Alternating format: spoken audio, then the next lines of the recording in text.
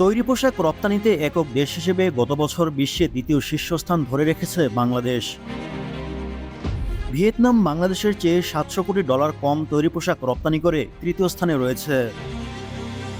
আর বরাবরের মতোই শীর্ষে অবস্থানে রয়েছে চীন। বর্তমানে তাদের বাজার হিস্সা 31.64%। বিশ্ব বাণিজ্য সংস্থার WTO ওয়ার্ল্ড ট্রেড স্ট্র্যাটেজিক্স 2023 কি ইনসাইট অ্যান্ড ট্রেন্ডস শীর্ষক প্রতিবেদনে এমন তথ্য উঠে আসে।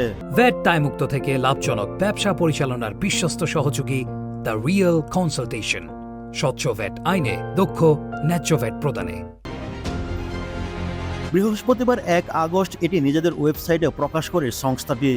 প্রতিবেদন অনুযায়ী বর্তমান চীনের বাজার হিস্সা 31.64%। গত মাসের শুরুতে রপ্তানি উন্নয়ন ব্যুরো পণ্য রপ্তানি তথ্যের গরমিল পাওয়া যায়। তবে WTO 2023 সালে দেশের পোশাক রপ্তানি যে পরিসংখ্যান দিয়েছে তা ইপির চেয়েও $900 কোটি কম। সংস্থাটির প্রতিবেদন অনুযায়ী আরও বলা হয়, গত বছর বাংলাদেশ $3,800 কোটি পোশাক রপ্তানি করেছে। সে হিসেবে বিশ্ববাজারে বাংলাদেশের হিস্সা ছিল 7.38%। WTOর প্রতিবেদন অনুযায়ী 2022 সালে বাংলাদেশের তৈরি পোশাক রপ্তানি পরিমাণ ছিল $45 বিলিয়ন বা $4.5 কোটি। সে হিসেবে গত বছর তৈরি পোশাক রপ্তানি কমেছে $700 কোটি। অবশ্যই বাংলাদেশের ব্যাংক ইপিবির রপ্তানি তথ্যের যে গরমিল প্রকাশ করেছে তাতে 2022 সালে বাংলাদেশের পোশাক রপ্তানি প্রকৃতপক্ষেই $45 বিলিয়নের অনেকটা কম।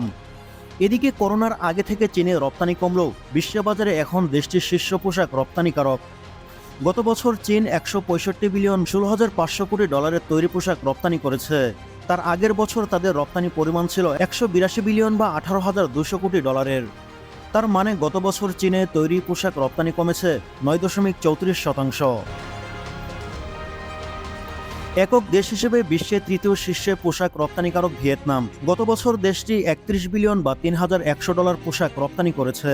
তাদের বাজার হিসাব 5.96%। ভিয়েতনামের কাছে 2020 সালে দ্বিতীয় শীর্ষস্থান খুঁয়েছিল বাংলাদেশ, যদিও 2021 সালে বাংলাদেশ আবারও দ্বিতীয় শীর্ষস্থান পুনরুদ্ধার করে। বিশ্বের চতুর্থ ও পঞ্চম শীর্ষে তৈরি পোশাক রপ্তানিকারক দেশ যথাক্রমে তুরস্ক ও ভারত।